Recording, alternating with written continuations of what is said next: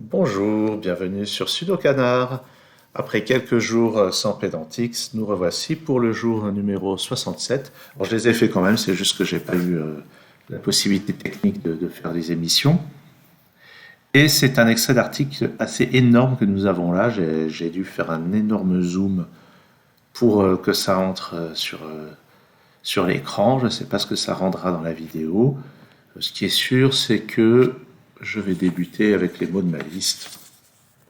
Voilà, j'y vais. Allez, donc 50% des mots, comme d'habitude. Vous faites le mot à trouver, fait 10 lettres. En une autre langue, en 7 lettres, ben, ça peut être en anglais. Effectivement, en anglais, machin. Est une 5 lettres du 7 plus 3. 8 dans le du dans le 5 lettres. Elle a le... En 6 lettres, c'est pas le mérite. Depuis. Est-ce que c'est le prix, une décoration, quelque chose comme ça? Bon, ça a pas l'air d'être ça. Bon, de quoi on parle? Ah, à l'est. Et on va regarder les autres points cardinaux quand même. Nord. Nord apparaît un certain nombre de fois. Sud aussi. Et ouest une fois. Alors sur la côte, non. Sur la partie est, sur la moitié, centre aussi peut-être. Oula, centrale. Est-ce qu'il est question de région? Non. Est-ce qu'il est question de pays?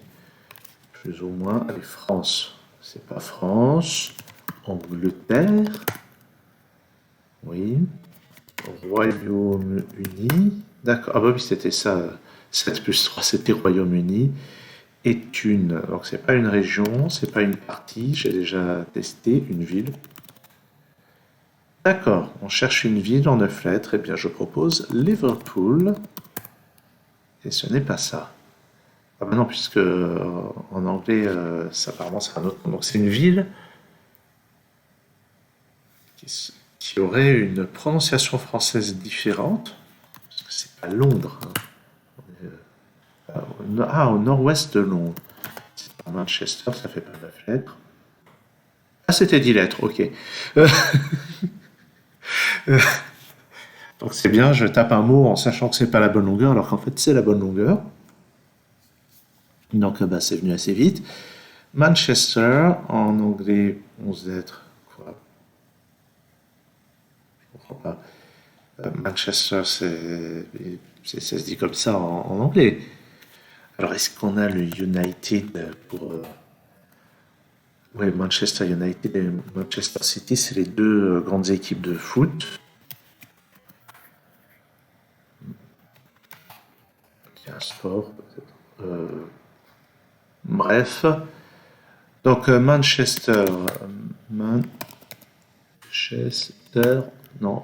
Bon. Est une ville du Royaume-Uni. 6 lettres. Dans le. Dans le comté.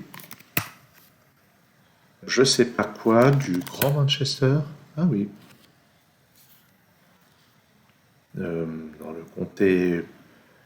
Je sais pas moi. Municipal. Dans le. Je sais pas. Bref. Elle a le statut de. Alors c'est pas ville. De cité. Depuis 2000. Avant ça, 1950. Ah oui, c'est l'ancien. 1900, 1800, 1850, 1860, 1840. Bon, alors, en fait, on s'en moque, hein. Bon, 2020. Oh, 2019, 2016, 2017. En 2017, avec une je sais pas quoi, elle est considérée, elle est comme la principale, meilleure. C'est quoi le mot avant ville d'Angleterre? Elle est considérée comme la, je sais pas quoi, suite à son. C'est ailleurs qu'on trouve le mot suite. Tiens, il est situé. Manchester est situé à combien de kilomètres au nord-ouest de Londres? 10? 100?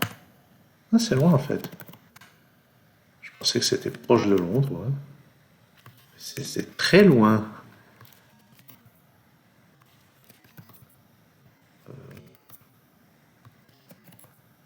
Parce que c'est des grosses distances pour le Royaume-Uni, je crois. Je me fais peut-être des idées. En tout cas, pour la partie en Angleterre, oui. Là, j'ai pas tapé anglais. Oui, aussi, j'ai tapé anglais depuis le début, en réalité. Et situé à 260 kilomètres au nord-ouest de Londres, sur la. Donc, il n'y a pas de mer, sur la. Je sais pas quoi. La ville. Bon, allez, je n'ai pas envie de me fatiguer plus. Donc, ah oui, en anglais.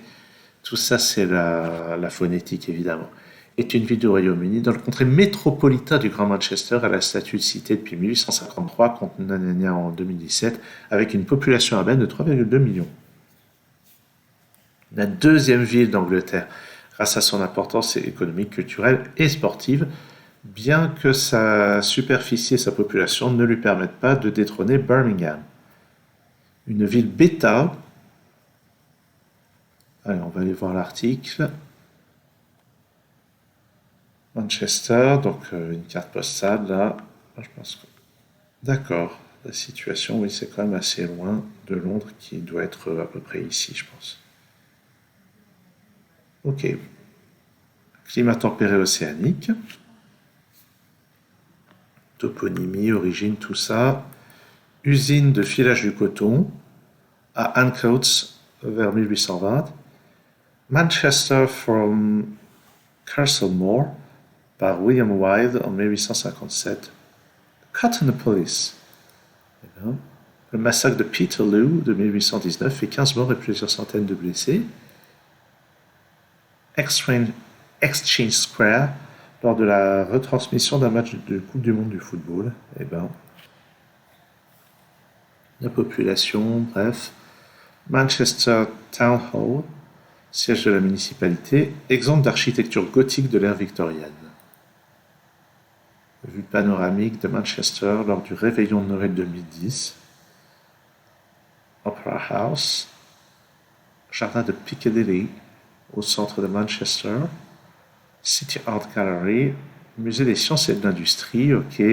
Shambles Square, Corn Exchange, la grande roue de Manchester, parce qu'apparemment les grandes villes doivent avoir une grande roue. La tour Beetham, j'en ai aucune idée. À Deansgate, immeuble le plus haut de la ville jusqu'en 2018. Et à mon avis, c'est qu'il y en a eu un plus gros, et pas qu'il a été détruit. Quartier dans le centre-ville de Shambles, c'est cool ça. Avec toutes les maisons à colombage qui rappellent un petit peu l'Alsace et la Bretagne. Lesser Free Trade Hall, ok. Bee of the Bang à Sport City. Qu'est-ce que c'est que cette chose? On va aller voir. The Bee of the Bang. Une sculpture conçue par Thomas Heatherwick, située près du City of Manchester Stadium, et dont la forme rappelait un feu d'artifice, c'est vrai. Commandé à l'occasion des Jeux du Commonwealth de 2002, etc. Bref, on va passer à World.teuf, avec ce pays vraiment bizarre, avec on croirait des pièces de puce de presque, avec ces machins qui dépassent. Qu'est-ce que c'est que ça? Je vois pas du tout quel est ce pays.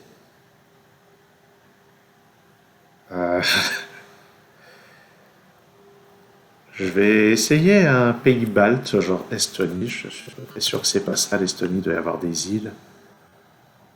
Bon, je suis pas si loin que ça. En tout cas, ça c'est en Europe, visiblement. 2000 kilomètres au sud-ouest. C'est quand même pas. Ah, ça pourrait être des fortifications, un endroit genre le Vatican.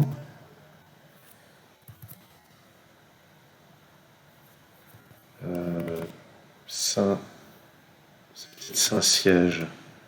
Non.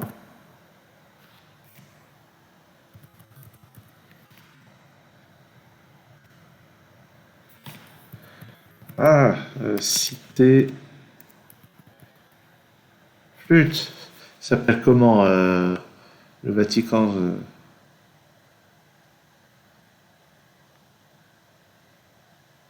je cherche dans la liste.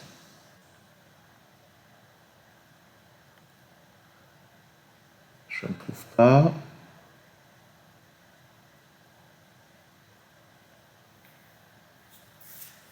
Je pense vraiment que c'est ça, hein.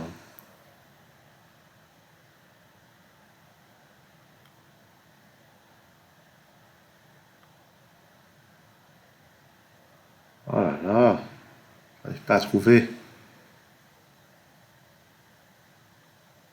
Tokelau. Tokelau, sérieusement, c'est où ça? Ça doit être. Ah, Vatican. Ah si, il y a Vatican. Pourtant, je l'avais tapé, il me l'a pas proposé. C'est bien ça, c'est le Vatican. Ok. Donc, Vatican, avec un drapeau carré comme la Suisse. En forme longue, l'état de la cité du Vatican. Stato della, Stato della Città del Vaticano.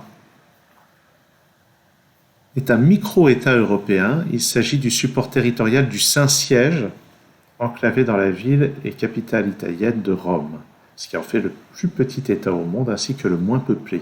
Bah tiens, il y a combien de gens au Vatican? 825 habitants, oui quand même. PIB nominal, 315 millions de dollars. Et la grande question qui pourrait se poser, c'est quelles sont les ressources financières du Vatican? J'en ai aucune idée, j'imagine que peut-être que c'est mentionné quelque part. Géographie. L'État du Vatican n'est pas un État souverain au sens strict puisqu'il n'est pas lui-même sujet de droit international et se fait représenter par le Saint-Siège, dont les compétences s'étendent au-delà du seul État du Vatican aux ambassades, sous l'autorité du pape qui est à la fois le souverain du Saint-Siège et le dirigeant du Vatican. Bon là j'ai pas compris. Bon. Ah, l'économie. Revenus touristiques, oui c'est vrai. Oui c'est vrai que c'est une destination touristique assez notable. Je n'ai même pas pensé à ça. Les dépenses sont principalement les salaires des 2600 employés. Ah oui, parce qu'il y a 800 habitants, mais il y a le triple d'employés qui viennent travailler sur place, qui est tout à fait concevable puisque c'est enclavé dans Rome. On peut imaginer qu'il y a pas mal de gens de Rome et des environs qui viennent travailler là, tout en n'habitant pas sur place. C'est extrêmement logique. Ok. Bref, démographie. Oui, bah évidemment, comme c'est principalement des membres du clergé, j'imagine qu'il ne doit pas y avoir beaucoup de naissances. Faute de maternité, il n'y a aucune naissance au Vatican. Oui, bref. Alors, les langues officielles sont l'italien, le latin, l'allemand et le français, comme langue diplomatique. Sont également utilisés l'italien, bah, c'est déjà mentionné. Enfin, bref. Et la Cité du Vatican dispose d'une équipe de football. Et elle ne peut pas participer à la Coupe du Monde de football parce qu'elle n'est ni membre de la FIFA ni de l'UEFA. Alors, galerie, oui, il peut y avoir des jolies choses en photo pour le Vatican. Un garde suisse. Ça m'évoque la série de romans de Dan Simmons. Je crois que c'est Dan Simmons. Ça commence par Hyperion. Il y a deux tomes de Hyperion et après Endymion, deux tomes d'Endymion. Hyperion, le premier, est un roman absolument extraordinaire. Le deuxième, bah, il continue l'histoire. D'une certaine manière, il la termine. Puis après, il y a les deux tomes de Endymion qui sont dans une veine complètement différente. J'ai un ami qui me disait qu'il avait détesté ces livres. Moi, je n'ai pas détesté. Je- J'ai vu pourquoi, parce que c'est vraiment très différent. Et si je parle de ça, c'est parce qu'il y a des gardes suisses dans un roman de science-fiction. Parce que le Vatican est déplacé sur une autre planète. Enfin bref. La Pietà de Michelangelo, Basilique Saint-Pierre, certainement un des bâtiments religieux les plus connus au monde. Fresque du plafond de la chapelle Sixtine, ça c'est aussi quelque chose de très emblématique. Tiens, une autre vue sur la salle. Ah non, c'est la salle Sixtine de la Bibliothèque du Vatican. Oui, c'est pas une chapelle, ça. Jardin du Vatican, la place Saint-Pierre, c'est aussi une place mythique. Et je pense qu'on va s'arrêter là. Eh bien, merci d'avoir suivi cette vidéo. À très bientôt sur Sudokanar.